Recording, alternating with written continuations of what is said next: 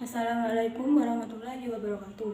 Saya Fatimah Zahra dari kelas AKS 2 dengan NIM 221105030062. Di sini saya akan menjelaskan dua materi. Yang pertama, pengaruh pajak pada biaya produksi, dan yang kedua, pengaruh zakat pada biaya produksi.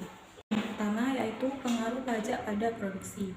Nah, suatu produksi dikenakan pajak penjualan atau mendapat tambahan nilai 10% dari harga per unit, di mana nantinya harga tambahan nilai sebesar 10% ini akan meningkatkan biaya total rata-rata atau disebut AC. Nah, peningkatan AC secara langsung akan meningkatkan biaya marginal atau MC. Apabila setelah dikenakan pajak penjualan tetapi harga tetap pada tingkat harga yang sama atau harga semula, maka peningkatan biaya ini akan menurunkan keuntungan yang didapat per unit produk. Nah, di sini terdapat kurva pengaruh pajak penjualan terhadap keuntungan, di mana dalam kurva tersebut adanya peningkatan biaya total rata-rata dari AC1 ke AC2.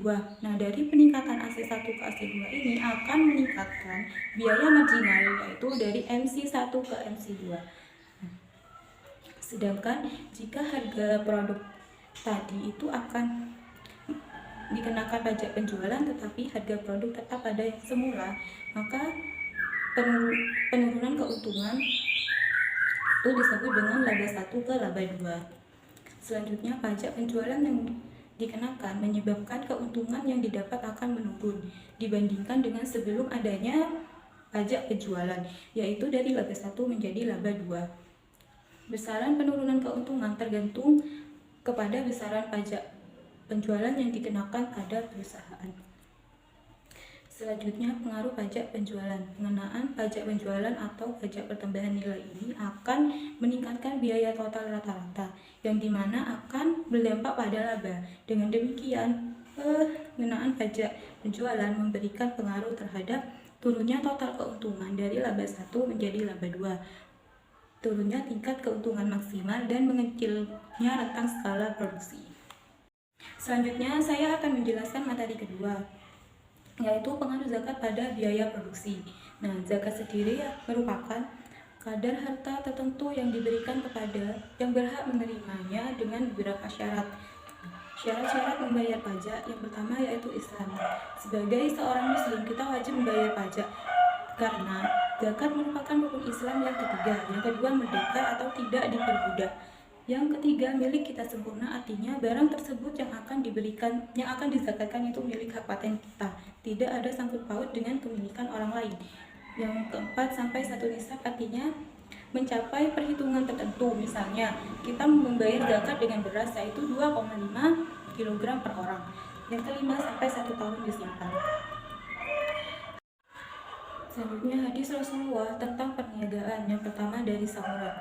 Rasulullah Shallallahu Alaihi Wasallam memerintahkan kepada kami agar kami mengeluarkan zakat barang yang disediakan untuk dijual. Dari riwayat Daruqutni dan Abu Daud. Kain-kain yang disediakan untuk dijual wajib dikeluarkan zakatnya. Riwayat Hakim. Selanjutnya, biaya produksi tidak berpengaruh pada biaya total atau TC, berpengaruh pada laba yang dihasilkan, tidak memengaruhi biaya marginal sehingga tidak memengaruhi kurva penawaran. Memaksimalkan laba berarti memaksimalkan surplus produsen dan sekaligus memberikan maksimal zakat. Pengaruh zakat tidak akan menaikkan biaya karena zakat dikenakan pada harta atau pendapatan neto dan tidak akan berpengaruh terhadap pengurangan keuntungan.